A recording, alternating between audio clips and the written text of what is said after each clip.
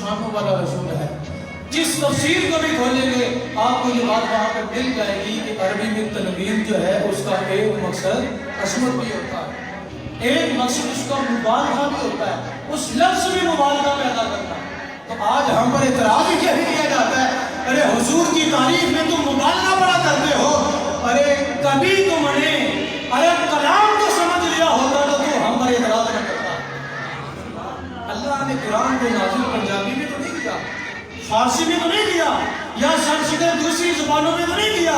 ارے جس زبان میں نازل کیا ہے اس زبان کے اسلوب کو دیکھ، اس کے طریق کو دیکھ، پھر تو سمجھتا چلا جائے گا کہ زیرا زبرا شدہ مکان سب شان کرے کے چاہیاں تاما لوگا خبر نہ کائی کے خاصا رمضا.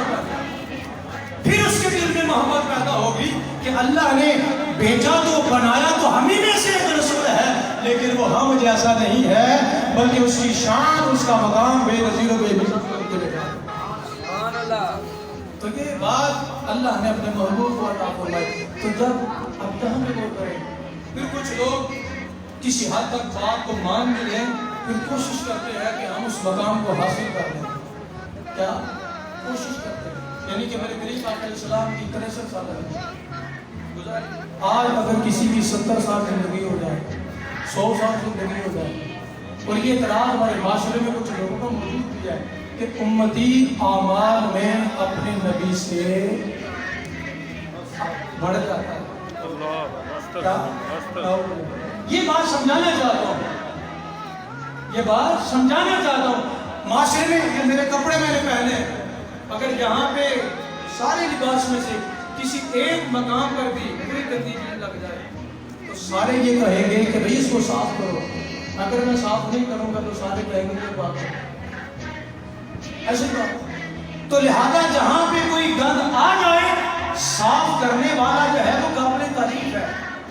جہاں پہ الٹی چال چل رہے ہیں، جو گند ڈالنے والے ہیں، اعتراض کرنے والے ہیں، ان کو ترقی دی جا رہی ہے، ان سے محبتیں بانٹی جا رہی ہیں، اور جو صفائی کرنے والے ہیں ان کو کہتے ہیں کہ ابھی تم جھگڑا کرنا. جب کوئی شخص انکار کرتا ہے تو اس کے انکار کا حل جو ہے وہ پازیٹیو انداز سے ہوتا ہے، دلیل سے ہوتا ہے. تو جب دلیل مل جائے تو پھر اس کو بات کو تسلیم کر لینا چاہیے. تو حضور علیہ السلام کی بات کر رہا ہوں کہ جب حضور علیہ السلام کا ذکر کرنے میں، یہ شان عطا کرنے میں اللہ نے نسبت اپنی طرف کی ہے. تو جب کسی رب نے اپنی طرف نسبت کر دی کہ میرے رسول کی یہ جتنی عظمتیں ہیں، شانیں ہیں، تو پھر بھی اگر کوئی انکار کر دے تو آپ خود بتا دیں وہ رسول کی عظمتوں کا انکار کرتا ہے یا اللہ کی عطا کا انکار کرتا ہے. دونوں طرف سے سامنے والا معترض جو ہے وہ حضور کی عظمتوں کا انکار کر رہا ہے، لیکن حقیقت میں وہ اللہ کی عطا کا انکار کرتا ہے. کیوں کہ یہ ساری عظمتیں جو ہے جو ہم بیان کر رہے ہیں، اس سے بڑھ کر حضور نے اپنے محبوب کو عطا کیا ہے. ہم تو بیان کر کے جو ہے وہ اپنے مقدر کو جگا رہے ہیں. سما رات کا ہوتا ہے، لیکن حضور کا ذکر کرنے سے انسان کا مقدر جو ہے دن سے بھی زیادہ اجلا ہوتا چلا جاتا ہے. فرمایا رسول ہم منہم، عظمتوں والا رسول بھیجا ہے. اب دیکھیں ذرا پانی کا انداز کیسا ہے، بات مختصر کرتا چلتا ہے. ساری کائنات میں ہمارے تمام ہر کسی نے کسی نہ کسی کو پیدا ہوتے ہوئے علماء معاملات اس کو دیکھا ہے. کوئی رو رہا ہے، کوئی انداز ہے، کوئی کسی کا کوئی بیمار ہے، کوئی تندرست ہے. ہر بات جو ہے وہ کسی نہ کسی کے ساتھ ہے.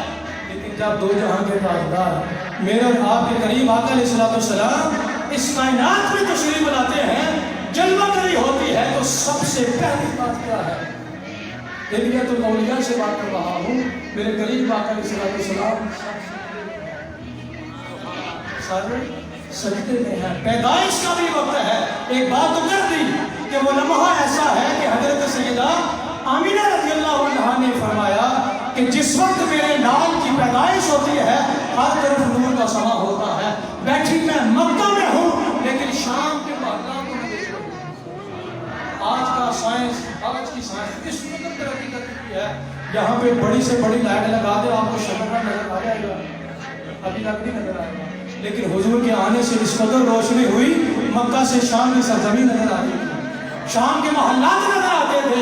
اے میرے حضور کی پیدائش جیسی کسی کی پیدائش نہیں ہے, میرے حضور کی ذات جیسی ذات کس کی ہو سکتی ہے؟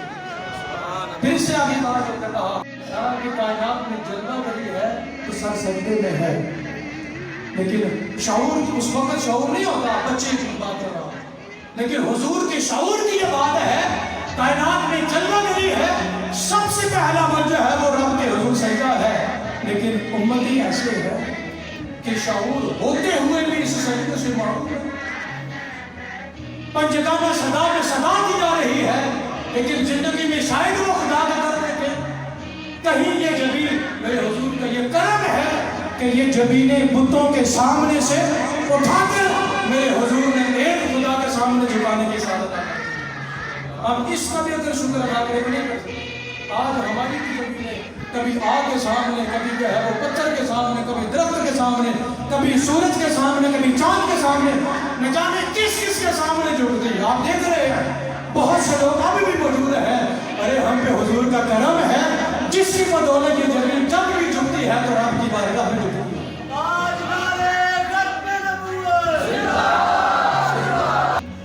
ہمیں اس سے نصیحت یہی دینی چاہیے کہ حضور ہماری ہی خاطر روتے رہے, گھروں میں, اللہ کی بارگاہ میں, غریب ناز میں, غریب قدس میں, لیکن آج ہمیں بھی چاہیے کہ پھر ہم حضور کو یاد کریں, حضور کے ہم کو یاد کریں. محبت تو پھر ہے, تو اگر وہ یاد نہ رہے تو پھر سمجھے زبان سے دعویٰ تو ہے لیکن اس دعوے کی سچائی نہیں. یہ کرنا پڑے گا, اسی کے بل بوتے پہ حضور نے اسی کی تعلیم دی ہے, جو اسی پہ آئے گا میرے کریم آقا علیہ السلام کا کرم کا دروازہ اسی پہ کھلتا چلا جائے گا. تو ایک بات اس سے آگے نہیں سوچ رہا ہوں کہ سجدے میں کیوں سر رکھا, کھڑے کیوں نہ ہوئے, بیٹھ کیوں نہ کرے, یہ خاص طور پر جو ہے عمل سجدہ کا جو ہے یہی کیوں کیا ہے.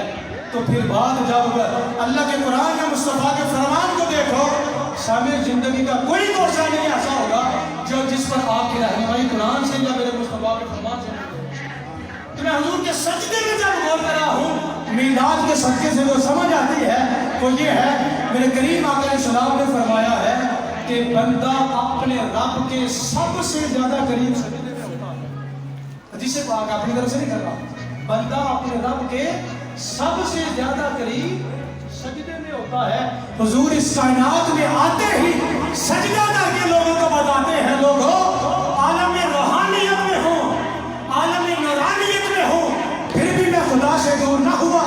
اس کائنات میں جلوہ گری ہوئی ہے, پھر بھی رب کا قرب میرے پاس, پھر بھی وہ قرب جو ہے